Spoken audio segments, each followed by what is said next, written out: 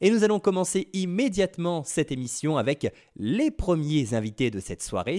Ils s'appellent Guillaume et Anastasia et ils vont nous parler de AG Cake. Bonsoir à vous deux. Bonsoir. Bonsoir.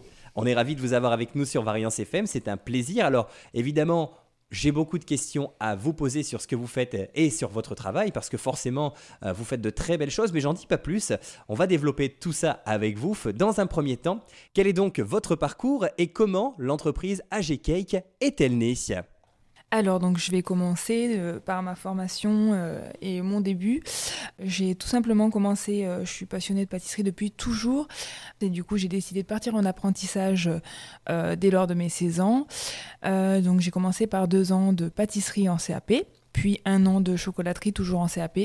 Et plus tard, après même avoir été ouvrière quelques années, j'ai pu passer mon BTM, que je n'ai pas validé toutes les mentions, mais j'ai atteint un niveau satisfaisant pour envisager de reprendre un poste d'ouvrière avant de ensuite créer notre entreprise avec Guillaume, après notre rencontre et après la venue de nos enfants. Voilà, c'était le moment. Donc je vais laisser la place à Guillaume pour la suite. Alors pour expliquer mon parcours, du coup moi j'étais tourneur-fraiseur en commande numérique avant la rencontre de ma femme. L'entreprise avait été un peu compliquée suite au Covid-19, donc là je me suis retrouvé à me poser des questions sur envisager un nouveau poste pour moi. Et c'est là où j'ai rencontré ma femme, comme ça par hasard. On s'est retrouvés, enfin, du coup, elle m'a fait découvrir la pâtisserie, le cake design et tout ça, et mon côté artistique a fait que je me suis très vite développé dans le domaine du décor. Et du coup, on a vraiment créé cette société AG Cake. Ma femme est sur les garnitures et moi, je suis sur les décors, donc on est très complémentaires là-dessus et c'est ce qui fait la force de notre entreprise. En fait, chacun a sa particularité, une personne qui s'occupe des gâteaux et l'autre du design. Et ça, c'est plutôt chouette d'être complémentaire, surtout dans un couple, pour le coup. Parce que être complémentaire à la fois au travail et dans la vie, c'est très beau, pour le coup. Alors, quel type de gâteau proposez-vous chez AG Cake ? Alors, pour les gâteaux, c'est très très large. Ça va vraiment aller du cake design au number cake. C'est, on va dire, la pâtisserie des temps modernes, mais à la fois personnalisée. Donc, on a aussi des mignardises, donc tout ce qui est macarons, pop cake, magnum cake, sablé, même les croquembouches, parce que voilà, comme je disais, je suis pâtissière. Donc, fatalement, j'ai quand même cette âme de pâtisserie. Donc, on propose également les croquembouches qui plaisent encore pour bien des personnes. C'est un peu moins courant, on va dire, que le cake design maintenant. Mais voilà, il y a certaines personnes qui aiment leur croquembouche pour le baptême notamment, même les mariages. Donc voilà, ça nous tenait à cœur de le conserver. Et donc voilà, le cake design.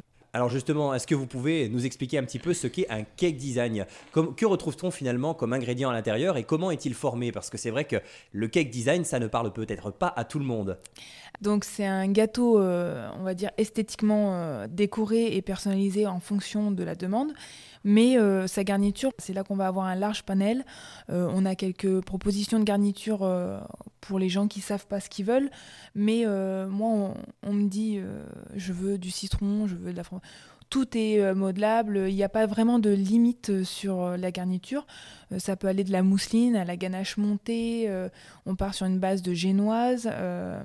Tout est modifiable, tout est faisable en fait. D'accord, il n'y a que la génoise qui part en base finalement du gâteau et après derrière on peut rajouter pas mal de choses. Voilà, et même je pourrais faire d'autres biscuits, ça pourrait se voir, mais je préfère la génoise dans le sens où c'est quand même, comment vous dire, Assez souple. Assez souple, voilà, c'est pas bourratif, ça va pas être le cake du wedding cake, on va dire, des États-Unis de l'époque. En tout cas, je sais pas maintenant comment ils font, mais voilà, c'est léger, aéré, ça reste quelque chose de bon et de pas trop lourd. D'accord, alors vous employez pas mal de saveurs, vous l'avez dit. Quelles sont les saveurs qui reviennent le plus régulièrement chez vous dans vos cake design et dans vos créations ? Alors, ce qui revient régulièrement, c'est la ganache Kinder. Ça plaît beaucoup aux petits et aux grands, attention. Donc, la ganache Kinder, elle plaît beaucoup, avec le petit croustillant qui va bien à la base. La génoise, on est plus sur la génoise vanille que chocolat, souvent. Et après, il y a tout ce qui est fruits. Le fraisier, le framboisier, le tutti-fruit. Voilà, ça, c'est des garnitures qui reviennent souvent. D'accord, oui, parce qu'on peut insérer du fruit sans que ça pose problème également dans le gâteau. Bien sûr. Bon, bah c'est parfait, il y en aura vraiment pour tous les goûts. Et alors, quelles sont les thématiques de gâteaux sur lesquelles on peut vous solliciter? Est-ce que vous faites un petit peu de tout ou est-ce qu'il y a des thématiques bien particulières? Cela dépend de la demande. En fait, on a des personnes qui sont très ciblées, donc qui vont vouloir nous faire un gâteau à l'identique de l'image qu'ils ont envoyée, des images qu'ils prennent sur Google ou Pinterest, parce qu'on trouve très facilement des modèles vis-à-vis des thèmes.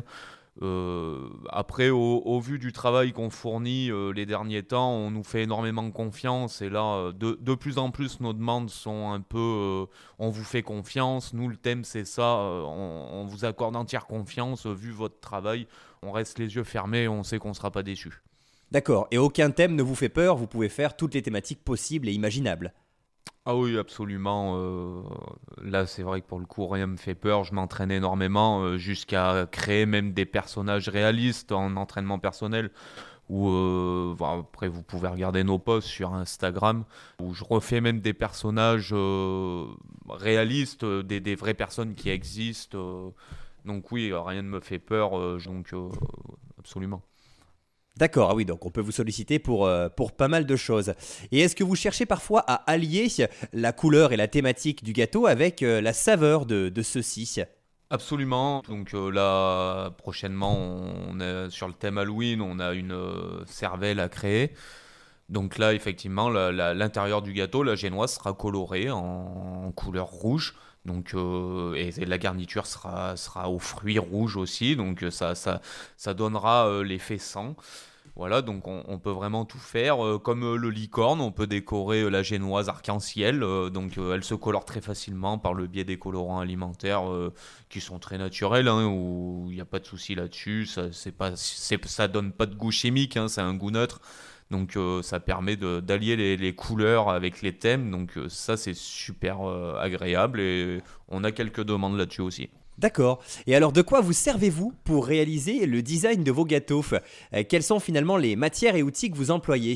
Je crois, si je ne dis pas de bêtises, que vous utilisez beaucoup de pâte de chocolat, c'est ça? Oui, effectivement. Donc, j'ai récemment pris l'initiative d'éliminer un peu la pâte à sucre. On l'élimine pas totalement pour les recoufrages et tout, et puis quelques décors où ça me permet de mettre des petits nœuds de papillon ou compagnie. En revanche, je me suis permis à la demande du client de faire cela par moi-même, c'est-à-dire que la pâte à sucre est très très mal perçue par les adultes. Donc j'ai décidé à l'heure actuelle d'utiliser de la pâte à chocolat, voire même du chocolat maintenant. Donc gustativement, c'est largement au-dessus, hein. Quand on a goûté ça, on n'a plus du tout envie de passer à la pâte à sucre. Et après, en termes d'ustensiles, je suis vraiment sur les ustensiles de sculpteur, hein. J'utilise des ustensiles, même de sculpteur bois que j'ai commandé. Donc ça permet de sculpter le chocolat, j'allais dire d'une grande facilité, ça dépend pour qui, bien évidemment, mais ça permet de sculpter en détail, vraiment en détail. Et on est vraiment dans la sculpture artistique. Et après, je peux étaler du chocolat, faire mes patrons, couper pour faire des tracteurs, compagnie. Voilà, donc AG Cake, c'est aussi utiliser de la pâte à chocolat pour se démarquer aussi des concurrents, pour qu'il n'y ait pas de gaspillage aussi, hein. C'est la base même de notre façon de voir, c'est anti-gaspillage. Donc le chocolat, en général, on ne le met pas de côté. Effectivement, bah le chocolat ça plaît toujours de toute façon, hein, ça c'est sûr.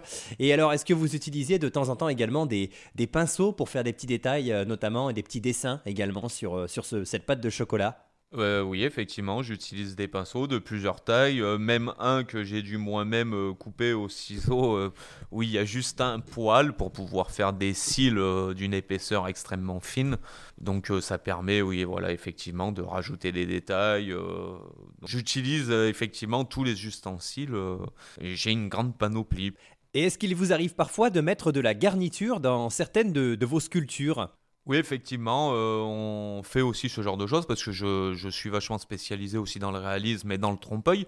Donc récemment, on nous a demandé une cagette de fruits où là, je me suis permis de faire un trompe-l'œil de orange, citron qu'on a fait en chocolat, mais que j'ai pas hésité à charger en caramel, en M&M's, où à l'intérieur, il y avait quelque chose. Donc en plus d'être décoratif, c'était gustativement très, très délicieux. D'accord. Et alors, quelles sont les demandes de design les plus insolites que vous ayez pu avoir? Ou le cas échéant, celles qui vous ont le plus marqué depuis la création de AG Cake? Alors concernant les designs, bah, c'est vrai qu'on est situé autour de paysans et agriculteurs. Donc depuis qu'ils ont vu un peu mes confections sur les tracteurs, j'ai cette demande qui a un peu flambé. Donc ces derniers temps, j'ai eu beaucoup de tracteurs à faire, bah, d'autant plus comme ils sont faits en chocolat. Ça a été très apprécié par la majorité. Après, un très très bon projet qu'on a eu, il y a eu une planète Terre sur une étoile avec en gravité une lune qui nous a donné énormément de fil à retordre, mais un de mes plus beaux projets aussi actuellement a été une caisse à outils à faire en réalisme avec les clés et l'outillage qui va à l'intérieur.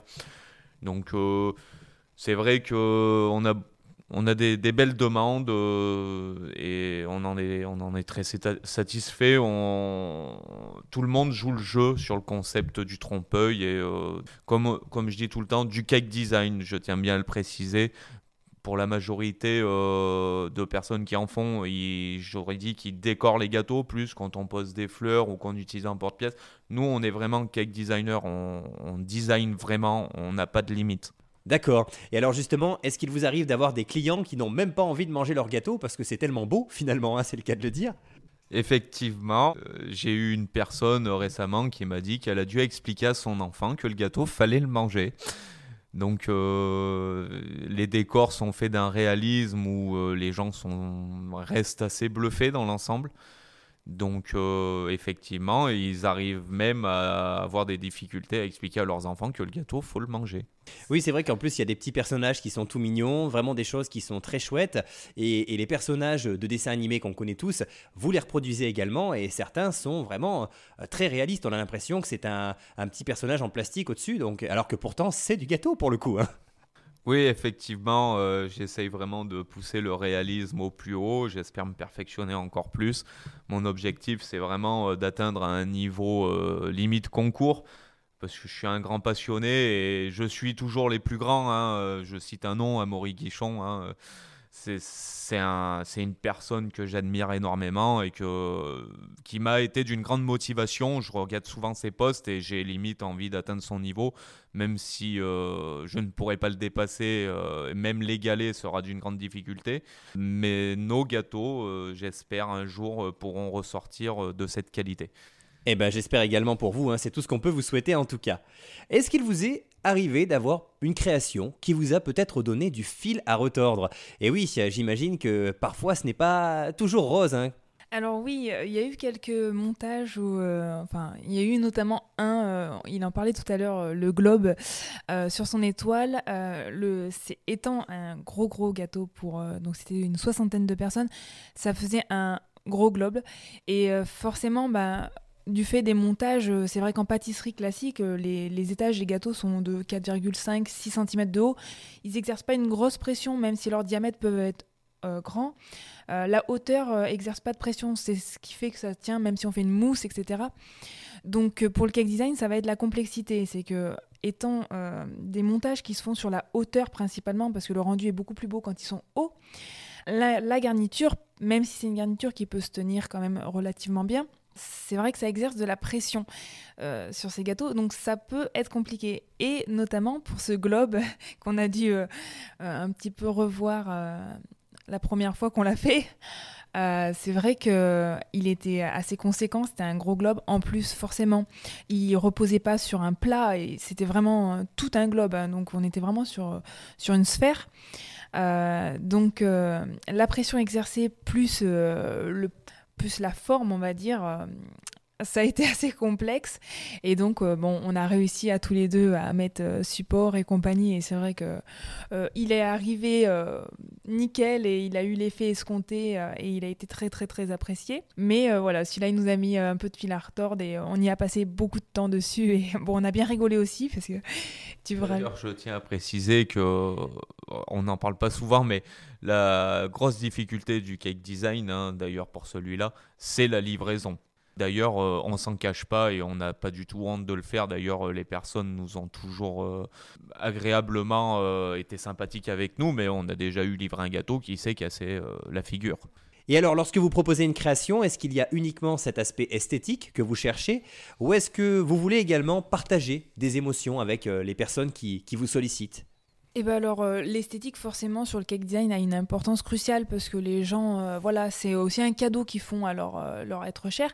Donc ils veulent que ce soit parfait forcément, et c'est à leur image. Après nous, on y transmet tout notre amour. Voilà, moi je suis passionnée de pâtisserie, il faut que le gâteau soit bon, aussi bon qu'il est beau. Sinon, on a raté notre gâteau, quoi, tout simplement. Et puis Guillaume, il est passionné de ce côté artistique, donc il faut qu'il soit magnifique, qu'il en jette et que voilà, les gens disent waouh quand ils voient le gâteau. Voilà, donc il faut que les deux soient là, sinon c'est pas intéressant. Et nous, c'est vraiment ce qu'on y met tout notre amour à chaque gâteau. Ça nous fait plaisir de les faire, on les fait avec amour et j'espère que ça se ressent. D'accord, oui, vous espérez partager l'amour que vous avez mis dans vos gâteaux avec les personnes qui vous sollicitent. Bon, en tout cas, on vous remercie Anastasia et Guillaume d'avoir pris le temps d'échanger avec nous. Avant de vous laisser, dernière question très importante. Où peut-on vous retrouver? Est-ce que vous avez donc une page Facebook, un site internet, peut-être même des lieux dans lesquels vous serez présent dans les prochains jours et on pourra directement vous rencontrer? Alors oui, bien évidemment, on a notre laboratoire de fabrication. Donc on tient bien à le préciser qu'on ne fait pas ça dans notre cuisine personnelle. Nous avons fabriqué un laboratoire aux normes d'hygiène HACCP. Donc tout est mis en œuvre pour respecter absolument tout. C'est important aussi, il ne faut pas oublier que le gustatif a un côté santé derrière. Donc pour nous, il était important de monter une entreprise aux normes et pas n'importe comment. Donc notre laboratoire de fabrication se trouve à l'adresse 13 route du Forez 63 520 Saint-Flour-l'Étang. C'est entre Courpierre et Saint-Dié d'Auvergne. Après, je vais laisser parler ma femme en termes de marché, mais sur les réseaux aussi, nous sommes très actifs. Donc sur notre page Instagram, c'est AGCake 63 520. Et sur Facebook, vous pouvez nous trouver au nom de Anastasia Giry ou notre page professionnelle AGCake. Nous sommes actifs sur ces 3 pages. Et notre site internet, bien évidemment, www.agcake.fr. Et après, on a quelques marchés, donc notamment le plus proche, le marché des sorcières à Châteldon, où on aura plein de gourmandises sur le thème d'Halloween, qui va bien nous faire rigoler, je pense. Et après, on a les marchés de Noël, bien sûr, qui vont arriver. On va laisser passer Halloween quand même, mais voilà, on a notamment Quinja, Voleurs-Montagne, Saint-Rémy, Tréziou, Olière, Gorléa. J'en oublie peut-être, mais quoi qu'il arrive, j'en ferai la com sur les réseaux, donc où je noterai les dates. Mais voilà, c'est quelques événements où on saura. Eh ben écoutez, en tout cas, vous serez présents tout autour de chez nous finalement, donc on espère pouvoir vous retrouver pour pouvoir bien sûr vous proposer peut-être des projets de gâteaux. En tout cas, merci infiniment d'avoir pris le temps d'échanger avec nous, c'était un plaisir de faire cette interview avec vous et de découvrir le monde du cake design et de ces beaux gâteaux. On vous souhaite en tout cas le meilleur pour la suite et puis écoutez, on vous dit à bientôt, vous revenez quand vous voulez, vous êtes les bienvenus. Eh ben merci beaucoup, en tout cas ça nous a fait plaisir de transmettre notre passion et merci de nous avoir reçus. Et puis, très belle soirée. Eh ben, passez une bonne soirée et à tous ceux qui nous écoutent, on espère que vous pourriez nous solliciter pour de futures commandes. En tout cas, merci à tout le monde pour votre soutien et surtout merci à la personne qui nous a accueillis et surtout qui a pensé à nous. On tient à le remercier grandement. Merci à vous, c'est très gentil de votre part et surtout, on est là pour valoriser les artisans, créateurs et producteurs locaux. C'est important de le rappeler, on n'est pas là pour faire ça pour une quelconque rétribution, au contraire. Nous sommes une radio locale, on fait du contenu local avant tout. Voilà. Eh bien écoutez, chers amis auditeurs, nous allons procéder à une petite pause musicale et puis restez bien avec nous car dans quelques instants, on va se régaler encore une fois et cette fois-ci, on va parler de produits de charcuterie et je suis sûr que ça va vous plaire. Allez, on se retrouve dans quelques instants.